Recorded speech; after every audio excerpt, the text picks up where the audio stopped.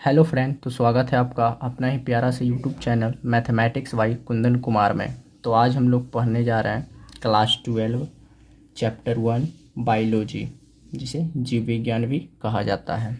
तो हम लोग आज क्लास 12 का चैप्टर 1 चैप्टर स्टार्ट करने जा रहे हैं, जो हम लोग आप लोगों को बारीकी तरह से समझाएंगे।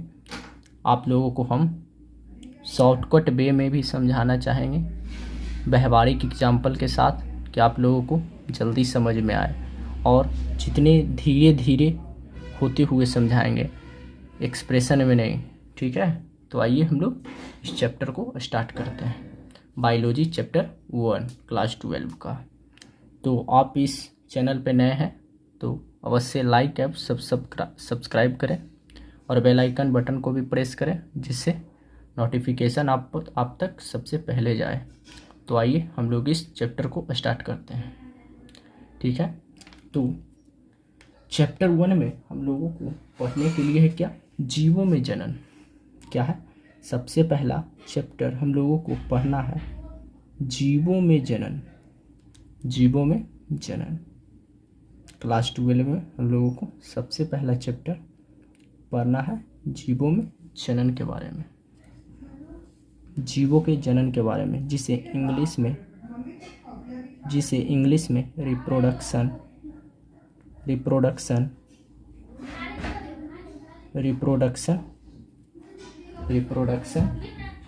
इन ऑर्गेनिज्म के नाम से जाना जाता है। ऑर्गेनिज्म, ठीक है। हम लोग सबसे पहला चैप्टर पढ़ने जा रहे हैं जीवों में जनन, जिसका नाम है रिप्रोडक्शन इन ऑर्गेनिज्म। सबसे पहला चैप्टर का नाम है। तो आइए हम लोग इस चैप्टर को पढ़ रहे हैं। तो जीवों में जनन, यानी कि इस चैप्टर का ही नाम है जीवों में जनन, यानी कि यह चैप्टर का नाम से ही स्पष्ट होता है कि इस चैप्टर में हम लोगों को क्या पढ़ना है, जीवों के जनन के बारे में। क्या, किसके बारे में? तो जीवों के जनन के बारे में, यानी कि जीवों में जनन किस किस प्रकार से होती है, इसी के बारे में हम लोगों को जानकारी प्राप्त करना है। कोई भी जीव हो, शेर, कुत्ता, बिल्ली, हाथी, मनुष्य, जिस तरह से उसमें जनन होगा उसी के बारे में हम लोगों को इस चैप्टर में पढ़ना है। यानी कि जीव में जनन किस किस प्रकार से हो सकती है, उसी के बारे में हम लोग इस चैप्टर में पढ़ने जा रहे हैं। तो आइए इसका जीवों में जनन का सबसे पहला टॉपिक लेंगे, जो लेंगे जीव, यानी कि जीव किसे कहते हैं। हम लोग एकदम बेसिक से जानेंगे, किससे? एकदम बेसिक से, जिससे हमारे ये चैप्टर स्ट्रॉन्ग हो। यानी कि सबसे पहला क्या टॉपिक आ जाएगा, जीव, यानी जीव किसे कहते हैं। क्या, जीव किसे कहते हैं, जीव के बारे में हम लोग सबसे पहले जानेंगे, जीव के बारे में कि जीव किसे कहते हैं। यानी कि जीव, जिसे इंग्लिश में ऑर्गेनिज्म कहा जाता है। ऑर्गेनिज्म मैंने यहाँ भी ऊपर भी लिख दिया है, ऑर्गेनिज्म के नाम से जाना जाता है। जीव इसे कहेंगे, यानी कि जिसमें एक निश्चित आकृति हो। क्या हो? निश्चित आकृति हो, वही क्या कहलाएगा, हमारा जीव कहलाएगा। वैसी आकृति जिसमें एक निश्चित आकृति होनी चाहिए, यानी वैसी रचना जिसमें एक निश्चित आकृति हो। क्या होनी चाहिए? निश्चित आकृति, वही हमारा क्या कहलाएगा, तो वही हमारा जीव कहलाएगा। ठीक है, यानी कि मैं लिख देता हूँ, वैसी रचना जिसमें निश्चित आकृति हो,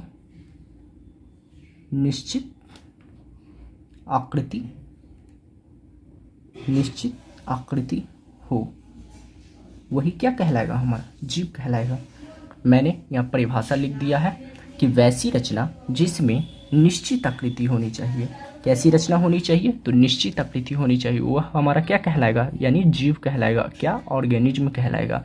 यानी कि निश्चित आकृति का मेन अर्थ होता है, आप लोगों को हम एग्जाम्पल की तरह समझाते हैं, आप लोगों को सबसे अच्छे वे में समझ में आएगा कि निश्चित आकृति का अर्थ क्या होता है। यानी कि निश्चित आकृति जैसे कि यह मैं एक फिगर ले रहा हूँ, ठीक है। यह जैसे कि यह एक मनुष्य का फिगर हो गया, ठीक है। यह मनुष्य का फिगर हो गया और यह समझ जाइए कि यह किसका, एक पेड़ का फिगर हो गया, ठीक है। पिक्चर मैंने पार दिया, यह मनुष्य का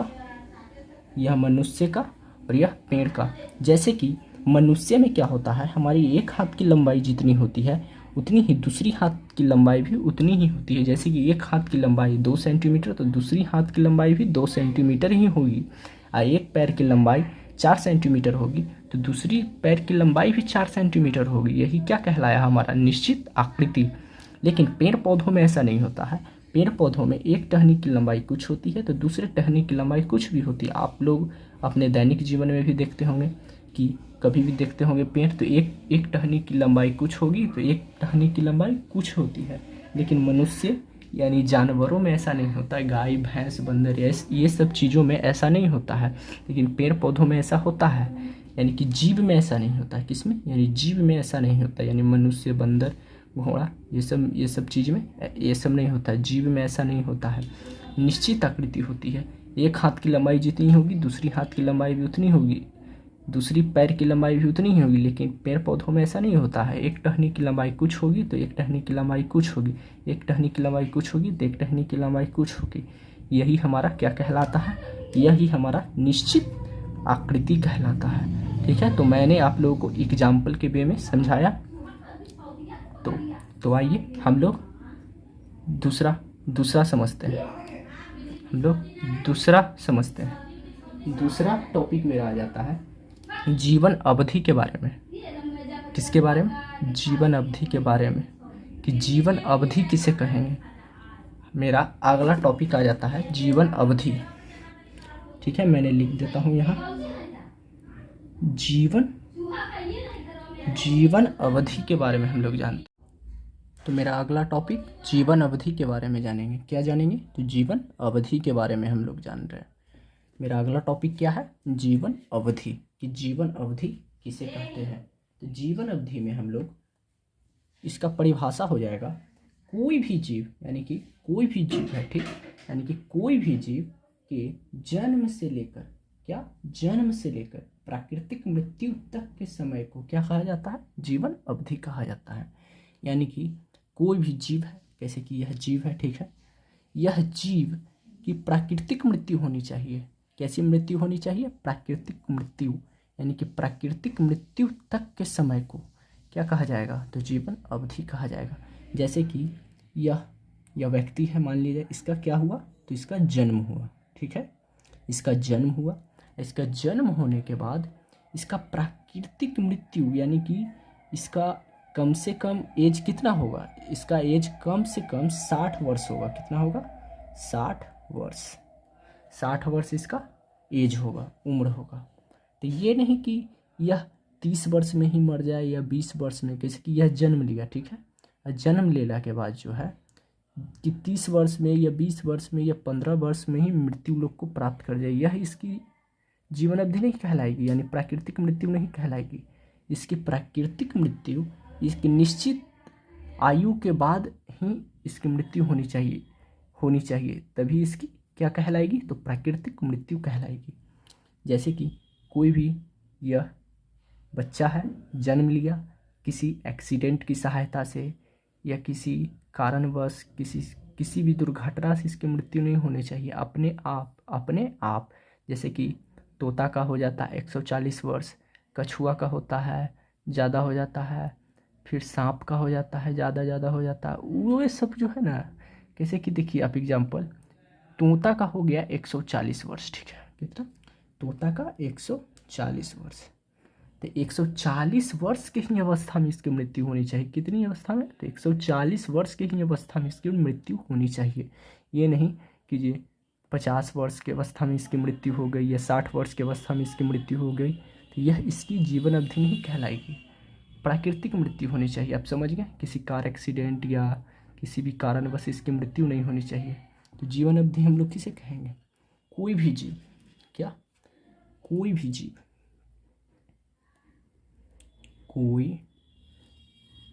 भी जीव, कोई भी जीव जन्म से लेकर, क्या, जन्म से लेकर, जन्म से लेकर क्या होनी चाहिए, प्राकृतिक मृत्यु, प्राकृतिक मृत्यु, प्राकृतिक मृत्यु होनी चाहिए इसकी, प्राकृतिक मृत्यु तक का जो समय चलेगा, तक के समय, क्या, तक के समय को क्या कहेंगे, तो जीवन अवधि कहेंगे। मैंने डॉट लाइन से दर्शा दिया, जीवन अवधि कहेंगे, क्या कहेंगे, जीवन अवधि कहेंगे। आप लोग समझ जाएंगे। यानी कि कोई भी जीव है यह, इसकी क्या होनी चाहिए, प्राकृतिक मृत्यु। आइए हम एग्जाम्पल की सहायता से समझते हैं। यह जीव हो गया, ठीक है, यह जीव हो गया, इसकी कैसी मृत्यु होनी चाहिए, इसकी कैसी मृत्यु होनी चाहिए, तो प्राकृतिक मृत्यु, इसकी प्राकृतिक मृत्यु होनी चाहिए, प्राकृतिक मृत्यु होनी चाहिए, प्राकृतिक मृत्यु होनी चाहिए, प्राकृतिक मृत्यु होनी चाहिए इसकी। तो यही इसका क्या कहलाएगा, जीवन अवधि कहलाएगा। जैसे कि मनुष्य का कितना वर्ष हो गया, 60 वर्ष, कितना, 60 वर्ष। तो यही इसका, यानी कि कोई पूछेगा कि मनुष्य का जीवन अवधि कितना होता है, तो आप बता सकते हैं कि मनुष्य का जीवन अवधि 60 वर्ष होता है।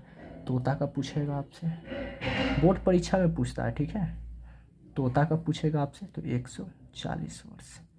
यही इसकी क्या कहलाएगी, जीवन अवधि। ये नहीं कि किसी मनुष्य का एक्सीडेंट की सहायता से या सांप काटने की सहायता से या किसी भी कारणवश चोट लगने की सहायता से या किसी बीमारी होने के कारण की सहायता से, ये सब कारण नहीं होनी चाहिए। ये सब कारण से वह उसकी प्राकृतिक मृत्यु नहीं कहलाई, अपने आप यानी स्वतः मरता है कोई भी व्यक्ति। जैसे कि उतना ही उम्र में मरे, जैसे कि 60 वर्ष हुआ तो वह 60 वर्ष की ही अवस्था में मृत्यु लोक को प्राप्त करेगा, तो वही उसकी क्या कहलाएगी, जीवन अवधि कहलाएगी। आप लोग समझ गए। तो अब हम लोग अगला टॉपिक समझते हैं। कौन, अगला टॉपिक समझते हैं हम लोग जीवन चक्र के बारे में। किसके बारे में, जीवन चक्र के बारे में। अगला टॉपिक है हमारा जीवन चक्र। क्या है, जीवन चक्र, जिसे इंग्लिश में लाइफ साइकिल के नाम से जानते हैं। क्या जानते हैं, लाइफ साइकिल। मैं जौन बातों को बोल रहा हूँ वो बात आप लोग नोट्स भी बना सकते हैं। जैसे कि मैंने जीवन चक्र, इसमें आप ब्रैकेट में लाइफ साइकिल लिख दीजिएगा। मैं एक तरह से आप लोगों को समझा रहा हूँ यह टॉपिक, आप नोट्स भी बना सकते हैं मेरी बातों को सुन करके। तो हम लोग जीवन चक्र के बारे में जानते हैं। किसके बारे में, जीवन चक्र के बारे में, कि जीवन चक्र आखिर कहते किसके हैं। तो कोई भी जीव, यानी कि कोई भी जीव हो, कोई भी जीव यानी जीव है, ठीक है, इसी की तरह कोई भी जीव है, क्या है, कोई भी जीव है, जन्म के बाद, जन्म के बाद अपने जैसा नया जीव, क्या, अपने जैसा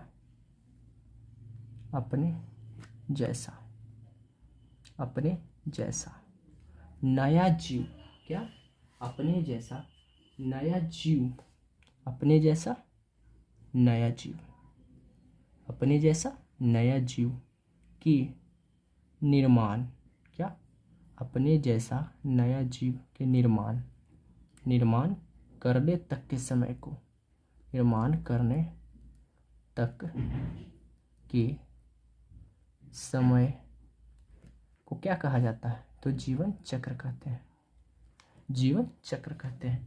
यानी कि कोई भी जीव है, यानी कि जीव है, यह जीव एक तरह से, ठीक है, कोई भी जीव है, जन्म लिया, जैसे कि यह जन्म लेगा, जन्म लेने के बाद अपने जैसा नया जीव के निर्माण करने तक के समय को, यानी कि जैसे कि आइए हम एग्जाम्पल से नीचे समझते हैं। परिभाषा मैंने जान गए आप सब, अब हम लोग एग्जाम्पल की सहायता से समझते हैं।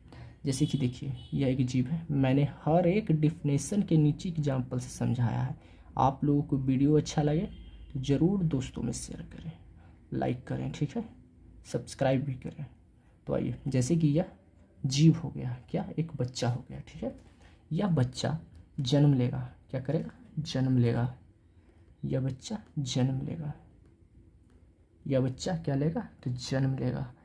जन्म के बाद अपने जैसा नया जीव, यानी कि अपने जैसा ही एक छोटा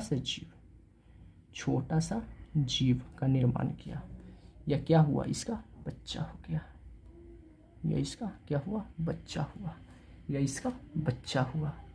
तो यह जो जीव है जन्म लेने के बाद अपने जैसा ही एक नया जीव का निर्माण किया, यानी कि इसका एक जन्म हुआ होगा, फिर इसका किशोरा अवस्था हुआ होगा, किशोरा अवस्था के बाद यह अपने जैसा जीव को निर्माण किया।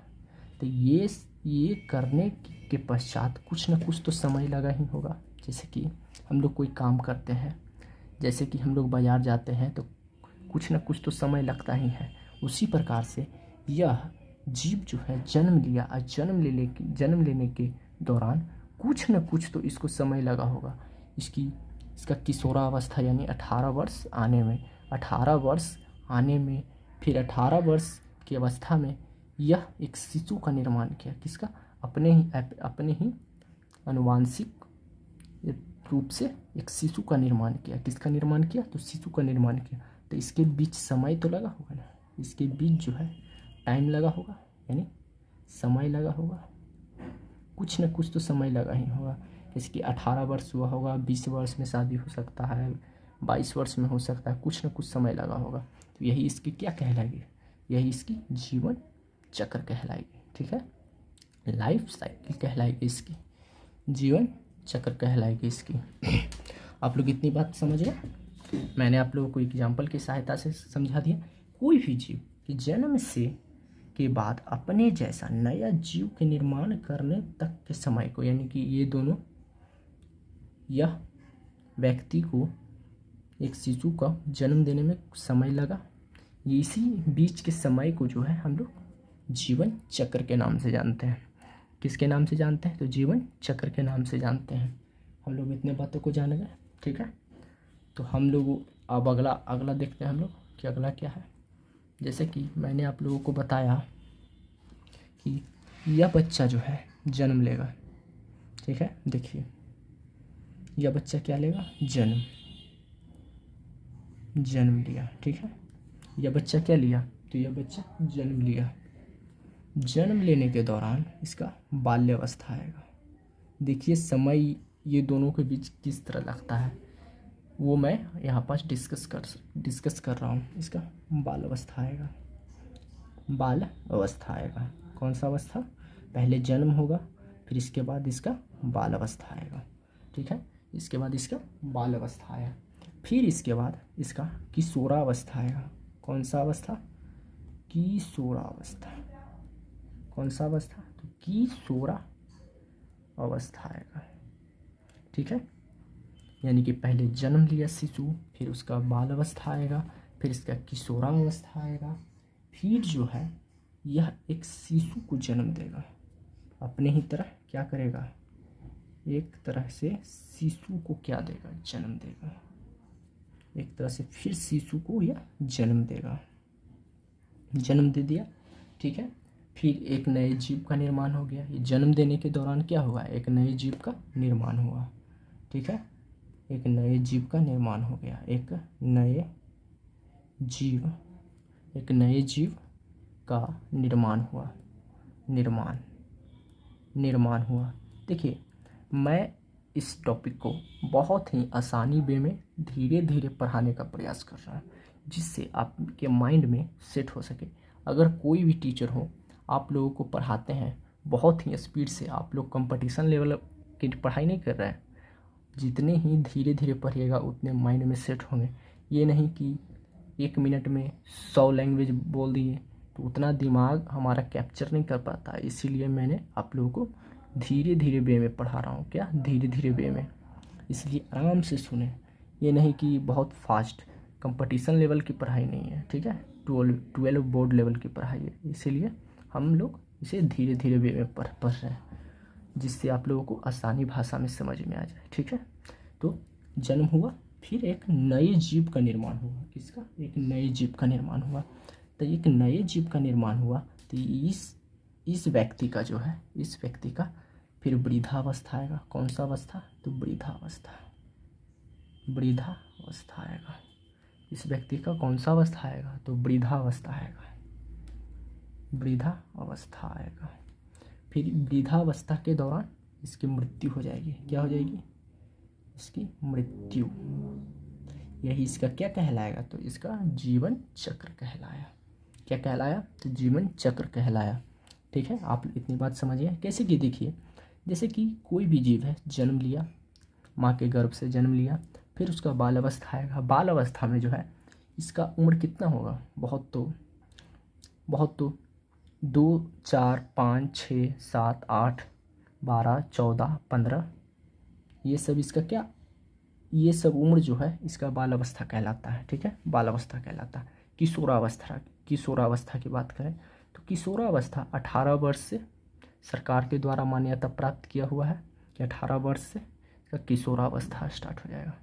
यानी कि 18 वर्ष का कोई भी जीव हुआ तो इसका किशोरावस्था चलेगा। ठीक है, फिर किशोरावस्था के दौरान इसका विवाह हुआ, एक नए जीव यानी संतति का जन्म दिया। ठीक है, लेकिन यह ने जन्म दिया, यह किशोरावस्था जो है वो जन्म दिया, लेकिन फिर जो है यह एक नए जीव का निर्माण किया। ठीक है, यह इसका जो है बाल अवस्था, किशोरावस्था आया। फिर से समझिए, यह जो है यह एक व्यक्ति है, फिर यह एक व्यक्ति है, एक एक 2 व्यक्ति हो गए। इसका बाल अवस्था आया, इसका किशोरावस्था आया। ठीक है, किशोरावस्था के दौरान इन्होंने शिशु का जन्म दिया, जो नए जीव का निर्माण हो गया। एक इसका भी नए जीव का निर्माण अर्थात बाल अवस्था आया, इसका भी बाल अवस्था आया। फिर इसका वृद्धावस्था आ गया। इसका जो है इतना क्रिया के दौरान इसका वृद्धावस्था आया। कौन सा अवस्था आया? तो इसका वृद्धावस्था आया। फिर वृद्धावस्था के दौरान इसका यह जो है इसका मृत्यु हो गया। क्या हो गया? मृत्यु। तो यही क्रिया जो है, यही क्रिया करने में जो समय लगता है, क्या समय लगता है, वही क्या कहलाता है? तो जीवन चक्र कहलाता है। आप सभी से बोर्ड परीक्षा में पूछा जा सकता है कि जीवन चक्र के बारे में समझाएं, तो आप इतना नंबर में लिख दीजिएगा, आपको 2 नंबर पक्का मिलेगा। ठीक है, ऐसे यह नॉर्मली वे में उतना नहीं पूछा जाता है, लेकिन बेसिक जानकारी है। ये सब जानकारियाँ आप रखेंगे तभी आगे का बेसिक बहुत ही स्ट्रॉन्ग होगा। ठीक है, ये इतना आप लोग को जानकारियाँ प्राप्त करनी है, तभी आगे की टॉपिक पर ध्यान दें। ठीक है, इसीलिए इन बातों को पहले ध्यान देते हुए अगला टॉपिक पर है। ठीक है, तो आगे हम लोग देखते हैं अगला टॉपिक। अगला टॉपिक है हमारा जनन के बारे में। किसके बारे में? जनन के बारे में। आप लोगों ने जनन के बारे में तो सुना ही होगा। आप लोगों क्लास 10th के बारे में भी पढ़े होंगे, क्लास 10th में भी पढ़े होंगे जनन के बारे में। किसके बारे में? जनन के बारे में। तो जनन के बारे में तो यहाँ पास एक प्रश्न पूछता है बोर्ड में कि जनन क्या है। ठीक है, जनन क्या है तथा यह कितने प्रकार के होते हैं। क्लास 12 के परीक्षा में पूछी जाती है कि जनन क्या है तथा यह कितने प्रकार की होती है। तो जनन के बारे में आप लोग, तो पहले हम लोग जनन के बारे में जानते हैं। मैंने आप लोग को मैंने आप लोगों को बताया जीवन अवधि के बारे में। ठीक है, जीवन अवधि में किस तरह से कोई भी जीव जन्म लिया और जन्म लेने के बाद वह अपने मृत्यु लोक तक को प्राप्त किया, वही क्रिया जो है हम लोग इसमें भी पढ़ेंगे उसी की सहायता से। इसीलिए मैंने कहा वह बेसिक टॉपिक है। क्या है? Basic topic. आइए जनन के बारे में जानते हैं। जनन एक प्रकार की अलैंगिक प्रक्रिया है। जनन जो है यह एक प्रकार की लैंगिक प्रक्रिया है। ठीक है, हम लोग पहले इसे शॉर्ट वेट में समझते हैं। किसमें? शॉर्ट वे में। जनन एक प्रक्रिया है। जनन क्या है? जनन एक प्रक्रिया है। जनन एक क्या है? प्रक्रिया है। जनन एक प्रक्रिया है। जनन एक क्या है? कोई भी पूछेगा तो बोलिएगा कि जनन एक प्रक्रिया है। क्या है? जनन एक प्रक्रिया है जिसमें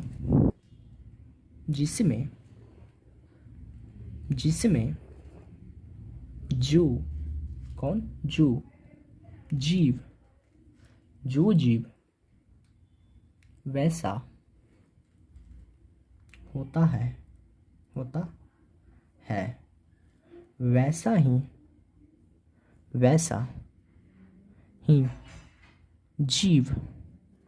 ही जीव का निर्माण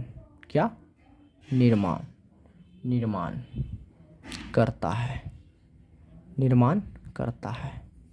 वही हमारा क्या कहलाता है? तो वही हमारा जनन कहलाता है। मैंने शुरू में थोड़ा मिस्टेक से मुझे गलती हो गई, माफ़ी चाहता हूँ। मैं फिर से समझा रहा हूँ आप लोगों को, ठीक है। जनन एक प्रक्रिया है। क्या है? प्रक्रिया का अर्थ हुआ कि एक तरह से समझिए, कोई भी काम को हम लोग करते हैं तो वह क्या कहलाता है? प्रक्रिया। उसी प्रकार को यह है, ठीक है। जनन एक प्रक्रिया है जिसमें जो जीव वैसा होता है वैसा ही जीव का निर्माण करता है। उसे क्या कहेंगे? हम लोग जनन कहेंगे। उसे हम लोग जनन के नाम से जानते हैं। जैसे कि एग्जाम्पल की सहायता से समझें। जैसे कि यह एक मनुष्य हो गया, ठीक है। यह एक मनुष्य हो गया। यह क्या हो गया? मनुष्य हो गया। अपने ही तरह एक नए जीव का निर्माण किया। यही क्या कहलाया? जनन कहलाया, ठीक है। यही जनन कहलाया, ठीक है। एक नॉर्मली वे में आप समझिए, जनन एक प्रक्रिया है। प्रक्रिया का अर्थ मैंने समझाया। कोई भी व्यक्ति कोई काम करता है, जैसे कि हम लोग बाज़ार से सब्जियां लाने जाते हैं, उसी प्रकार से यह भी एक काम के अंतर्गत में आता है, ठीक है। कि जनन एक प्रक्रिया है जिसमें जो जीव वैसा होता है वैसा ही जीव का निर्माण करता है। वही क्या हमारा कहलाता है? तो वही हमारा जनन कहलाता है, ठीक है। आप लोगों को डेफिनेशन भी मैंने दे दिया, आप लोग नोट कॉपी में लिख भी सकते हैं। इसको एग्जाम्पल की सहायता से मैं आप लोगों को समझाते भी जा रहा हूँ कि जनन एक प्रक्रिया है जिसमें जो जीव जैसा होता है वैसा ही जीव का निर्माण करता है। देखिए, वैसा ही जीव का निर्माण किया तो यही क्या कहलाएगा? वही इसका जनन कहलाएगा, ठीक है। अब हम लोग पूछेगा हम लोगों से बोर्ड परीक्षा में जनन क्या है, तो आप लोग लिख दीजिएगा जनन क्या है। लेकिन वह पूछेगा मिक्स करके कि जनन क्या है तथा यह कितने प्रकार के होते हैं। तो जनन 2 प्रकार के होते हैं। जनन मुख्यतः 2 प्रकार के होते हैं।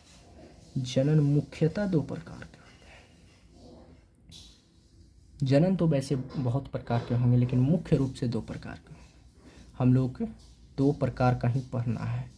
आगे की क्लास में आप लोग जाएंगे तो बहुत प्रकार के पढ़िएगा, लेकिन हम लोगों को बोर्ड परीक्षा में जिस लेवल का पढ़ाई करना है, हम लोग बोर्ड 10+2 की पढ़ाई कर रहे हैं, इसलिए मुख्यतः 2 प्रकार के ही पढ़ना है। अगर बोर्ड परीक्षा में ऑब्जेक्टिव में पूछे जनन मुख्यतः कितने प्रकार को, तो आप 2 प्रकार ही टिक करिएगा। पहला अलैंगिक जनन। कौन सा जनन? अलैंगिक। पहला अलैंगिक जनन। और दूसरी बात करें हम लोग तो दूसरी लैंगिक जनन। कौन? लैंगिक जनन। दूसरी लैंगिक जनन। पहला अलैंगिक जनन हो गया हमारा, ठीक है। पहला हमारा अलैंगिक जनन हो गया, दूसरा लैंगिक जनन हो गया। तो हम लोग जनन की परिभाषा तो पढ़ लिए कि जो जीव वैसा होगा वैसा ही जीव का निर्माण करेगा, तो वही क्या कहलाएगा? जनन कहलाएगा, ठीक है। वही हमारा जनन कहलाएगा। लेकिन इसमें एक वर्ड आया अलैंगिक और एक लैंगिक। हम लोग जनन के बारे में जानेंगे, सिर्फ अलैंगिक और लैंगिक के बारे में जानेंगे, ठीक है। तो लैंगिक जो है, लैंगिक एक कोशिकीय जीव में अधिकतर होता है। कौन से जीव में? एक कोशिकीय जीव में। जैसे कि इसकी परिभाषा की बात करें कि सिर्फ व सिर्फ एक जीव भाग लेने वाले जीव को ही अलैंगिक जनन के अंतर्गत रखा जाता है। एक जीव के अंतर्गत रखा जाता है। इसमें सिर्फ व सिर्फ एक जीव भाग लेता है। सिर्फ एक जीव भाग लेता है। हमारी परिभाषा की बात करें, अलैंगिक जनन एक प्रक्रिया है। यह भी एक क्या है? प्रक्रिया की है। अलैंगिक जनन क्या? अलैंगिक जनन भी एक प्रक्रिया के अंतर्गत ही आता है। जनन भी प्रक्रिया के अंतर्गत आएगा और लैंगिक जनन भी प्रक्रिया के अंतर्गत ही आएगा। तो अलैंगिक क्या है? तो अलैंगिक एक जनन की प्रक्रिया है। अलैंगिक जनन एक प्रक्रिया है, प्रक्रिया है, प्रक्रिया है। क्या है? अलैंगिक जनन एक प्रक्रिया है। क्या है? प्रक्रिया है, जिसमें जिसमें जिसमें एक जीव भाग लेता है। कितना? एक जीव भाग लेता है, एक जीव भाग लेता है। वही हमारा क्या कहलाता है? तो वही हमारा अलैंगिक जनन कहलाता है। जैसे कि इसकी एग्जाम्पल की बात करें, इसकी एग्जाम्पल की बात में हम लोग अमीबा, इसकी अमीबा हो गया, अमीबा, पैरामीशियम, पैरामीशियम, क्या? पैरामीशियम इत्यादि। ठीक है। यानी अलैंगिक जनन एक प्रक्रिया है जिसमें एक जीव भाग लेगा, एक जीव भाग लेगा, वह अलैंगिक जनन के अंतर्गत आएगा। और दो जीव भाग लेगा, दो जीव भाग लेगा तो वह लैंगिक जनन के अंतर्गत आएगा। ठीक है, आप लोग समझ गए। यानी कि एक जीव, सिर्फ एक वह जीव लेगा भाग तो वह अलैंगिक जनन, या दो जीव भाग लेगा तो लैंगिक जनन। यानी हम लोग इसकी भी परिभाषा लिख सकते हैं कि और यह लैंगिक जनन का एक प्रक्रिया है। क्या? तो लैंगिक जनन एक प्रक्रिया है। यानी लिखिए, जैसे लैंगिक जनन क्या है? तो एक प्रक्रिया है, एक प्रक्रिया है, एक प्रक्रिया है जिसमें दो भिन्न जीव भाग लेते हैं, दो जीव भिन्न जीव भाग लेते हैं, दो भिन्न जीव यानी नर व मादा, दो भिन्न जीव हो गए, वही क्या कहलाएगा? हमारा लैंगिक जनन। ठीक है, यानी कि दो जीव भाग लेंगे। इसका एग्जाम्पल की बात करें, इसकी एग्जाम्पल की बात करें तो मनुष्य हो गया, कुत्ता हो गया, बिल्ली हो गया इत्यादि। हम लोग कई एग्जाम्पल की सहायता लिख सकते हैं। जैसे कि देखिए, अलैंगिक जनन एक जीव भाग लेगा, मात्र एक जीव। अलैंगिक जनन में दो जीव यानी कि नर व मादा।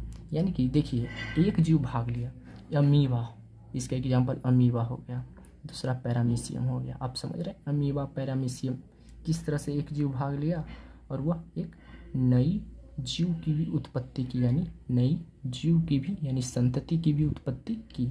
जैसे कि अमीबा है। ठीक है, हम एग्जाम्पल की और अच्छी तरह समझते, एग्जाम्पल तो मैंने दिया लेकिन और भी अच्छी तरह से हम समझते हैं इसको। ठीक है, जैसे कि देखिए, अमीबा है, मैंने एक अमीबा का फिगर पा रहा हूँ। जैसे ये अमीबा है। ठीक है, यह अमीबा जो है क्या करता है? यह समझिए, ये एक तरह से तो पानी में रहता है, एक कोशिकीय जीव है। कितना? एक कोशिकीय जीव, एक कोशिकीय जीव जो हम लोग अपने आँखों से नहीं देख सकते, इसको माइक्रोस्कोप की सहायता से ही देख सकते हैं। इतना छोटा होता है, एक कोशिका का बना होता है ये सब जीव। एक कोशिका का, अमीबा हो गया, पैरामीशियम हो गया, ये सब एक कोशिका का होता है। इसको हम लोग अपने नग्न आँखों से नहीं देख सकते हैं, इसको माइक्रोस्कोप की सहायता से देखा जाता है। इतना सूक्ष्म होता है, जिस तरह से दही में लैक्टोबैसिलस नामक जीवाणु होता है जो हमारी सेहत को बढ़ाता है, उसी तरह से हम लोग तो उस लैक्टोबैसिलस को नहीं देख सकते, वह लैक्टोबैसिलस को हम लोग माइक्रोस्कोप की सहायता से ही देख सकते हैं। उसी प्रकार से अमीबा और पैरामीशियम जो अलैंगिक जनन का प्रकार है, जो जैसे कि यह अमीबा का माइक्रोस्कोपिक फिगर है ये। ठीक है, अमीबा यह आगे जो है ऐसे होगा और विभक्त हो जाएगा। क्या हो जाएगा? विभक्त हो जाएगा और एक नए जीव का निर्माण कर देगा। यह अपने आप में टूट जाएगा और नए जीव का निर्माण कर देगा। ठीक है, अब मनुष्य तो दो भिन्न जीव भाग लेते हैं, नर व मादा। भिन्न जीव का अर्थ हुआ कि नर व मादा, यानी कि इसमें एक जीव भाग लिए, जो मैंने आप लोगों को अच्छी तरह से एग्जाम्पल से साफ समझा दिया। और यह दो भिन्न जीव भाग लिए, जो मनुष्य, कुत्ता, बिल्ली इत्यादि बहुत से जीव आ जाएंगे इसके अंतर्गत। ठीक है, और हम लोग जानेंगे कि अलैंगिक जनन, यानी कि मैंने आप लोगों को अभी बताया कि अलैंगिक जनन में जो है एक कोश के जीव होता है जिसे हम लोग अपने नग्न आँखों से तक नहीं देख सकते, माइक्रोस्कोप की सहायता से देख सकते हैं। तो यह कितना छोटा है, तो यह अविकसित प्रकार का जीव है। किस प्रकार का जीव है? अविकसित अविकसित अविकसित अविकसित प्रकार का जीव है। अविकसित प्रकार का क्या है? जीव है। यह अविकसित प्रकार का जीव है। ठीक है, आप लोग भी समझ सकते हैं, यह विकसित प्रकार का जीव है। क्या? विकसित प्रकार का जीव है। यह अविकसित, यह विकसित, आप लोग भी समझते हैं। इसे देखा तक नहीं जा सकता है, माइक्रोस्कोप की सहायता से इसे देख सकते हैं, इसीलिए अविकसित प्रकार का जीव है। और यह विकसित प्रकार का जीव है। इसका साइज बहुत ही बड़ा हो जाता है, इसीलिए विकसित है। और यह विकसित नहीं है, यह नॉर्मल है, बहुत ही छोटा। यह अविकसित प्रकार का जीव के अंतर्गत आ जाता है। ठीक है, हम लोग बोर्ड परीक्षा में लिख देंगे कि जनन क्या है तथा यह कितने प्रकार के होते हैं। तो आप लोग लिख दीजिएगा कि जनन एक प्रक्रिया है जिसमें जो जीव जैसा होता है वैसा ही जीव का निर्माण करता है, वह जनन कहलाता है। ठीक है, जनन मुख्यतः दो प्रकार के होते हैं। पहला अलैंगिक जनन, उसकी डिफिनेशन लिख दीजिएगा। अलैंगिक जनन एक प्रक्रिया है जिसमें सिर्फ व सिर्फ एक जीव भाग लेगा, उसे हम लोग अलैंगिक जनन कहते हैं। एग्जाम्पल लिख दीजिएगा, अमीबा पैरामीशियम। दूसरा में लिख दीजिएगा लैंगिक जनन। लैंगिक जनन भी एक प्रक्रिया है जिसमें दो भिन्न जीव भाग लेंगे, वह हमारा लैंगिक जनन कहलाएगा। अपने शब्दों में ही लिखें। ठीक है, इसके एक एग्जाम्पल लिख दीजिए, अपने शब्दों में लिखिएगा, जितना से जितना एग्जामिनर आपको नंबर देगा। किताबी भाषा पर ना जाए, किताबी भाषा पर एग्जामिनर नंबर भी नहीं देता है ज़्यादा। ठीक है, तो हम लोग अगला टॉपिक देखते हैं। हमारा अगला टॉपिक जो है, हम लोग अगला टॉपिक के बारे में बात करें तो हमारा अगला टॉपिक हो जाता है कि जनन की कौन सी विधि अच्छी है। क्या? जनन की कौन सी विधि अच्छी है और क्यों। यानी कि हमारे बोर्ड एग्जाम में एक प्रश्न पूछा जाता है कि जनन की कौन सी विधि अच्छी है। क्या? जनन की कौन सी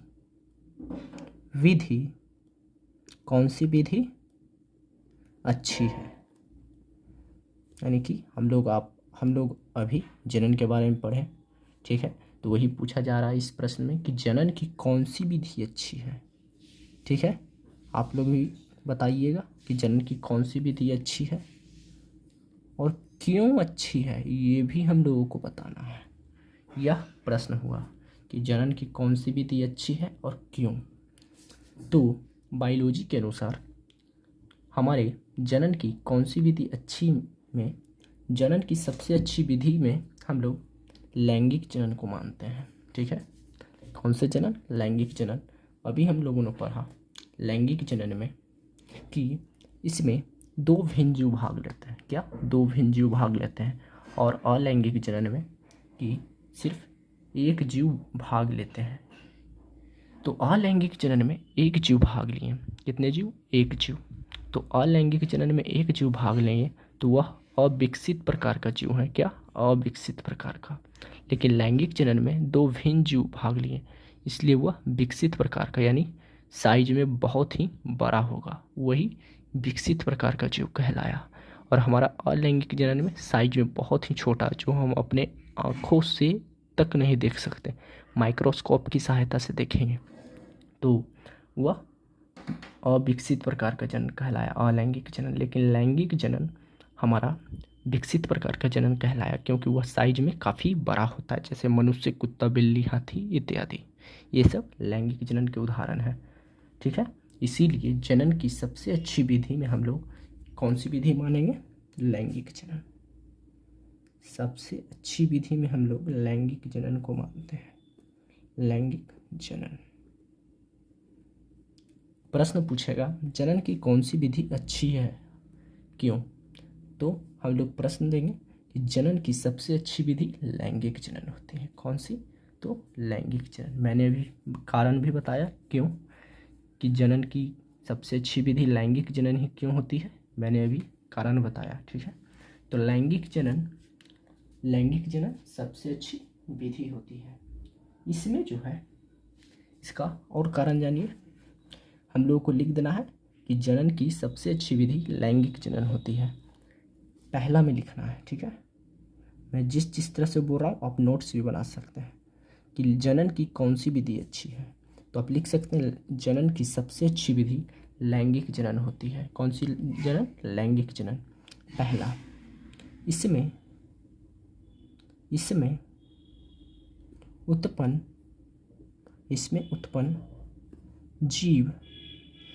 उत्पन्न जीव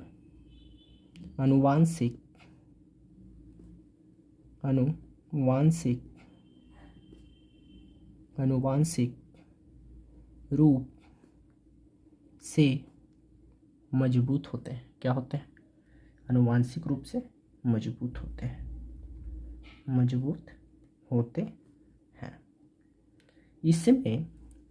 इसमें उत्पन्न जीव आनुवांशिक रूप से मजबूत होते हैं। आनुवांशिक का मतलब क्या हुआ? अभी तो हम लोग लैंगिक जनन में शारीरिक रूप से समझे कि उसका साइज बड़ा होता है, इसीलिए वह विकसित प्रकार का जनन होता है, यानी मजबूत प्रकार का जनन होता है। ठीक है। इसमें उत्पन्न जीव आनुवांशिक रूप से मजबूत होता है। आनुवांशिक रूप से मतलब हुआ कैसे कि हमारे शरीर के बाहरी जितने भी लक्षण हैं वो तो हमारे शरीर के बाहरी लक्षण हैं जो हम लोगों को साइज देखकर पता लगा, लेकिन आनुवांशिक का मतलब होता है हमारे शरीर के अंदर कौन कौन से लक्षण हैं, वही हमारा आनुवांशिक रूप से मजबूत भी कहलाया। क्या समझ गए? जैसे कि हमारे शरीर में ताकत का बनना, हमारे शरीर में हार्मोन का बनना, ये सब हमारे क्या है? आनुवांशिक लक्षण। क्या है? आनुवांशिक लक्षण। यही क्या कहलाएगा? जब हम लोग जब शारीरिक रूप से मजबूत हो सकते हैं तो आनुवांशिक रूप से भी मजबूत हो सकते हैं। ठीक है, आप लोग समझ गए? यानी शरीर के आंतरिक लक्षण, एक बाहरी लक्षण से आप समझ गए कि वह व्यक्ति मजबूत है, और एक आंतरिक लक्षण यानी शरीर के आंतरिक लक्षण से भी समझिए कि वह व्यक्ति मजबूत है। वही उसका क्या कहलाता है? आनुवांशिक रूप। इसमें उत्पन्न जीव आनुवांशिक रूप से मजबूत होते हैं। क्या? मजबूत होते हैं। इसमें उत्पन्न दूसरा बात किया जाए इस जनन के द्वारा, तो इस जनन के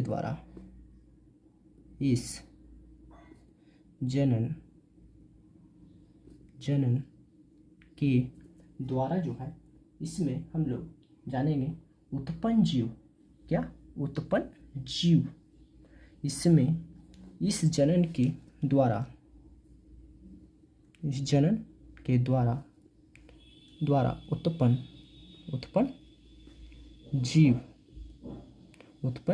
जीव क्या? उत्पन्न जीव का अनुकूलन क्षमता अधिक होता है। क्या होता है? अनुकूलन क्षमता अधिक होता है।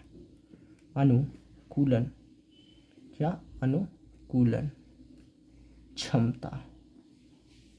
क्षमता मजबूत होता है। इसमें उत्पन्न जीव जो है, लैंगिक जनन में उत्पन्न जीव का अनुकूलन क्षमता मजबूत होता है। समझिए, इस जनन के द्वारा उत्पन्न जीव अनुकूलन क्षमता मजबूत होता है। यानी कि अनुकूलन क्षमता का अर्थ हुआ कि लैंगिक जनन में जो भी जीव उत्पन्न होंगे यानी कि जन्म लेंगे, ठीक है, जो भी जीव जन्म लेंगे वह अनुकूलन क्षमता से मजबूत होंगे। अनुकूलन क्षमता का अर्थ हुआ कि वह, जैसे कि अनुकूलन क्षमता का अर्थ यह हो गया कि जैसे कि हम लोगों को कहा जाए कि 1 घंटा धूप में रहना है, ठीक है, 1 घंटा धूप में रहना है, तो किसी का अनुकूलन क्षमता यह होता है, यानी शारीरिक क्षमता यह होता है, यानी सहने का इतना क्षमता होता है कि वह दिन भर भी धूप में रहे तो वह रह सकते हैं। लेकिन आज के शहरों के लोग जो हैं नहीं रह पाते हैं, इसीलिए शहरों के लोग का अनुकूलन क्षमता कमज़ोर है और हम लोगों का दर देहात का जो ग्रामीण क्षेत्र में रहते हैं उसका मजबूत हो जाता है। अनुकूलन क्षमता, उनमें सहने का क्षमता अधिक होता है। गर्मियों में धान रोपण बहुत से कार्य करते हैं खेत में, जिसके कारण उनका खान पान भी अच्छा होता है, इसीलिए उनका अनुकूलन क्षमता अत्यधिक होता है।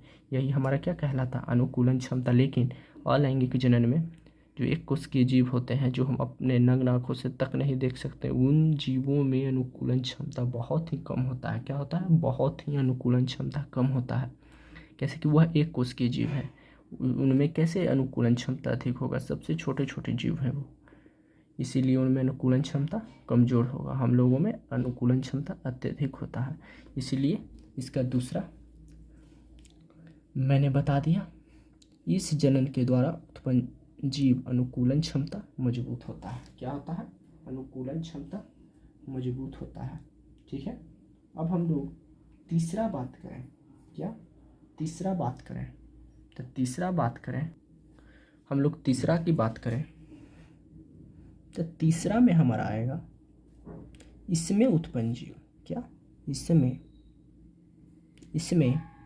उत्पन्न जीव अलग अलग होते हैं। क्या? अलग अलग होते हैं। इसमें उत्पन्न जीव अलग अलग होते हैं। इसमें उत्पन्न जीव अलग अलग होते हैं। समझिए, इसमें उत्पन्न जीव अलग अलग होते हैं। इसमें उत्पन्न जीव अलग अलग होने का मतलब हुआ कि जैसे कि अलैंगिक जनन में उत्पन्न जीव जो है, मैंने आप लोगों को बताया था। ठीक है, मैंने आप लोगों को बताया था अलैंगिक जनन में कैसे कि यह अमीबा हो गया। ठीक है, अमीबा जो है अगर द्विखंडित होगा, दो भागों में बटेगा। ठीक है, तो दो भागों में बटेगा तो वह भी इस प्रकार का ही बनता है। इस प्रकार का यानी सेम आकृति का बनता है। ठीक है, दो भाग में बट के सेम आकृति का बनेगा। जिस प्रकार से यह रहेगा उसी प्रकार से यह दोनों भी रहेगा, दो भागों में बटेगा। लेकिन मनुष्य में ऐसा नहीं होता है। माना कि मनुष्य हो गया, यह तो लैंगिक जनन का उदाहरण है। मनुष्य ऐसा हो गया। ठीक है, मनुष्य ऐसा हो गया। तो मनुष्य ऐसा हो गया तो आप लोगों भी देखते होंगे समाज में कि एक मनुष्य ऐसा है तो वह मनुष्य को जन्म देगा, संतति का जन्म देगा, तो वह ऐसा ही नहीं होगा। कुछ इसका चेहरा जो है, यह चेहरा कुछ भिन्न होता है। क्या होता है? चेहरा भिन्न होता है। आप लोग समझ गए? आप लोग को अच्छी तरह समझाएं, इसका चेहरा भिन्न होता है। तो यही क्या है, इसमें उत्पन्न जीव अलग अलग होते हैं, यानी कि लैंगिक जनन में उत्पन्न जीव अलग अलग होते हैं। इसीलिए जो है लैंगिक जनन को ही सबसे अच्छी विधि के अंतर्गत रखा गया है। पूछा जाए कि लैंगिक जनन अच्छा है या अलैंगिक जनन, तो आप कहेंगे कि लैंगिक जनन। लैंगिक जनन क्यों? ये जो मैंने आप लोगों को बता दिया। बोर्ड परीक्षा में पूछे तो आप जरूर लिख दीजिएगा कि जनन की कौन सी विधि अच्छी है। तो जनन की सबसे अच्छी विधि लैंगिक जनन को कहा जाता है। उसका कारण लिख दीजिएगा, 3 पॉइंट, आपको नंबर मिल जाएगा। ठीक है, अब हम लोग बात करें कि लैंगिक जनन और अलैंगिक जनन। क्या? लैंगिक जनन और अलैंगिक जनन की अंतर की बात करें कि लैंगिक जनन में क्या अंतर है और अलैंगिक जनन में क्या अंतर है। मैंने तो यहाँ पास ऊपर में आप लोगों को मैंने बता दिया था कि लैंगिक जनन किसे कहते हैं और लैंगिक जनन किसे कहते हैं। दोनों में डिफिनेशन बता दिया मैंने। ठीक है, दोनों का डिफिनेशन बता दिया, लैंगिक और अलैंगिक का डिफिनेशन बता दिया। लेकिन अब हम लोग बात करेंगे अंतर की बात। डिफिनेशन तो पूछेगा ही, क्या? डिफिनेशन तो पूछेगा ही, लेकिन उसका अंतर भी पूछ सकता है। तो हम लोग अंतर को भी जानेंगे कि लैंगिक जनन और अलैंगिक जनन में अंतर क्या है, दोनों में अंतर क्या है। अलैंगिक जनन और लैंगिक जनन दोनों में अंतर क्या है वो हम जानते हैं। तो लैंगिक जनन और अलैंगिक जनन में अंतर, क्या? लैंगिक जनन और अलैंगिक जनन, लैंगिक जनन में अंतर। ठीक है, अंतर यानी कि दोनों में अंतर क्या है, लैंगिक जनन और अलैंगिक जनन, यानी दोनों में अंतर स्पष्ट करना है। कि अभी तो मैंने ये भी लैंगिक जनन का डिफिनेशन पढ़ा, अलैंगिक जनन का डिफिनेशन पढ़ा, फिर मैंने दोनों के बारे में पढ़ा कि सबसे अच्छी कौन सी विधि है, जिसमें हम लोगों ने लैंगिक जनन को अच्छी विधि के अंतर्गत रखा गया। ठीक है, कि लैंगिक जनन ही सबसे अच्छी विधि है। तो अब हम लोग पढ़ते हैं लैंगिक जनन और अलैंगिक जनन में अंतर क्या है, बोर्ड परीक्षा पूछेगा आपसे। ठीक है, ये सब प्रश्न बहुत ही महत्वपूर्ण प्रश्न है, इसलिए आप लोग इस प्रश्न को अत्यधिक प्रयास करें और पढ़ने का प्रयास करें और इसे लिख करके पढ़ने का प्रयास करें, जिससे आपकी स्पीड भी बढ़ेगी और एग्ज़ाम हॉल में अच्छे तरह से एग्ज़ाम दे पाइएगा। तो ठीक है, लैंगिक जनन और अलैंगिक जनन में अंतर स्पष्ट करें। तो लिखेंगे लैंगिक जनन और अलैंगिक जनन में निम्नलिखित अंतर है। कितना? निम्नलिखित अंतर है। निम्नलिखित, क्या निम्नलिखित अंतर? कितना? निम्नलिखित अंतर है।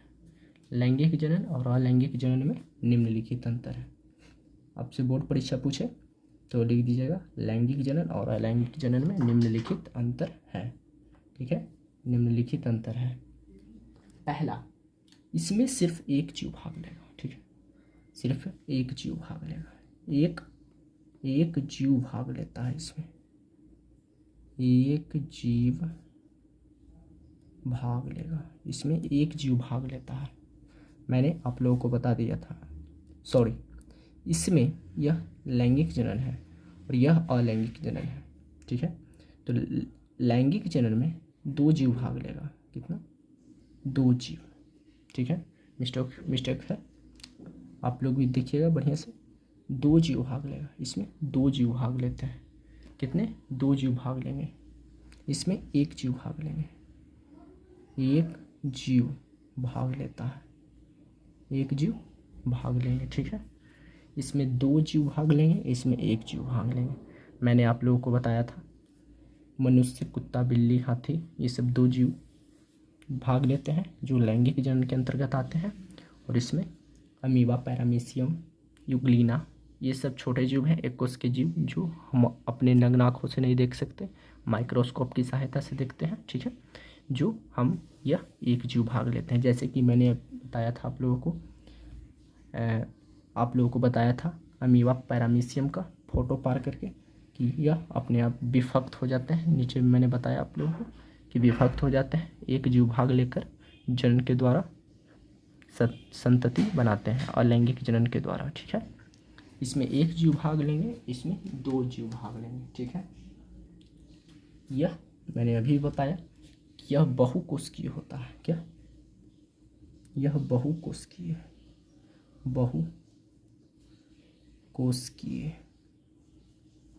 यह बहुकोशिकीय होता है। यह एक कोशिकीय होता है, एक कोशिकीय होता है। यह एक कोशिकीय होता है। ठीक है, यह बहुकोशिकीय होगा और यह एक कोशिकीय होगा। मैंने आप लोगों को बताया कि यह बहुकोशिकीय क्यों होगा, क्योंकि इसमें मनुष्य, कुत्ता, बिल्ली, हाथी, बंदर, ये सब जीव लैंगिक जनन के अंतर्गत आएंगे। किसके अंतर्गत? तो लैंगिक जनन के अंतर्गत आएंगे, इसीलिए इसमें बहुकोशिकीय जीव होंगे और इसमें एक कोशिकीय जीव जो हम अपने नग्न आँखों से तक नहीं देख सकते, यही एक कोशिकीय जीव कहलाता है। ठीक है, अगला देखते हैं हम लोग। अगला बात किया जाए तो यह जो है यह नया प्रकार का कोशिका होगा। क्या होगा? नया प्रकार का कोशिका होगा। नया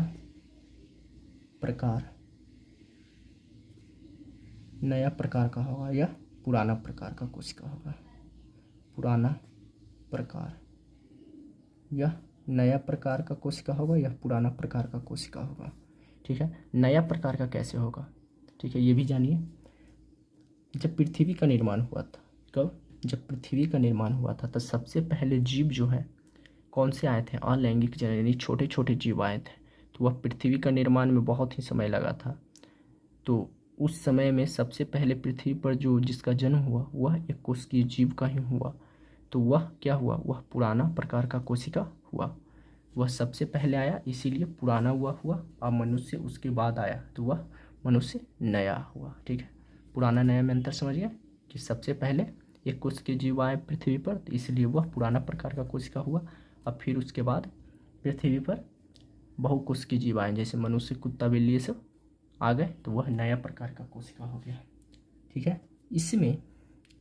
इसमें आनुवांशिक रूप से, क्या आनुवांशिक रूप से जो है अनुकूलन क्षमता अधिक होता है इसमें। अभी भी मैंने बताया अनुकूलन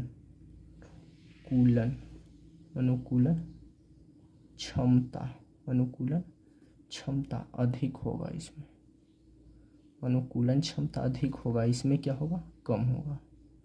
ठीक है। इसमें अनुकूलन क्षमता अधिक होगा, इसमें अनुकूलन क्षमता कम होगा। मैंने अभी भी बताया कि इसमें 2 जीव भाग लिए, जो बहुकोशिकीय जीव हैं, मनुष्य, कुत्ता, ये सब। तो इसमें अनुकूलन क्षमता यानी सहने की क्षमता शरीर, अभी मैंने धूप के एग्जाम्पल से समझाया कि धूप में कोई भी कहेगा रहने, तो उसी एग्जाम्पल से मैंने अभी समझाया यह अनुकूलन क्षमता अधिक होगा, इसमें अनुकूलन क्षमता कम होगा, क्योंकि यह एक कोशिकीय जीव है। जैसे देखिए पिल्लू है, देखा है, सब एक कोशिकीय नहीं है, ये बहुकोशिकीय है, इससे भी छोटा एक कोशिकीय होता, तो इसमें सहने की क्षमता कम होती है, शारीरिक गतिविधियाँ कम होती है, यानी सहने की शक्ति कम होती है। ठीक है। तो इसमें सहने की शक्ति कम होगी। ठीक है। आज यह हमारा टॉपिक पार्ट 1 का है।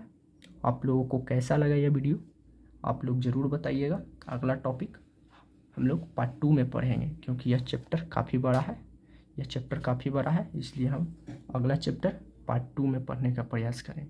इसलिए आज के वीडियो में इतना ही। आप लोग कमेंट करके ज़रूर बताएं कि पढ़ाने का तरीका कैसा है।